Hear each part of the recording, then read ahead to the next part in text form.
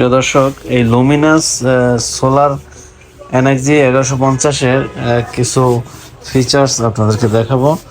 তো এখানে দেখতে পাচ্ছেন ব্যাক সাইডে বিশেষ করে আপনি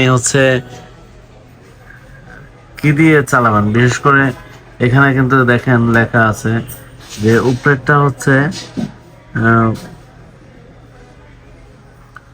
এই যে উপরেরটা আপনি কি টিউবলার ব্যাটারিতে চালাবেন, নাকি ফ্ল্যাট ব্যাটারিতে চালাবেন, নাকি জেল ব্যাটারিতে চালাবেন, এটা কিন্তু এখানে অপশন দিতে পারবেন। তারপর এটা কি আপনি সরাসরি সোলার থেকে চালাবেন, নাকি সোলার এবং গ্রিড দুইটা মিলিয়ে চালাবেন, নাকি গ্রিড সোলার, কিভাবে এটা চালাতে চাচ্ছেন।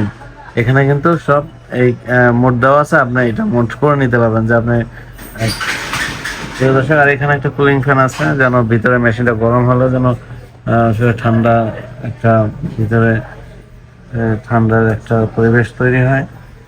তো আপনারা যারা এই মেশিনটা নেবেন, এটা ভালো একটা সোলার আইপিএস, আপনারা এই সোলার আইপিএসটা নিতে পারেন। এটা খুবই ভালো চলে বর্তমানে।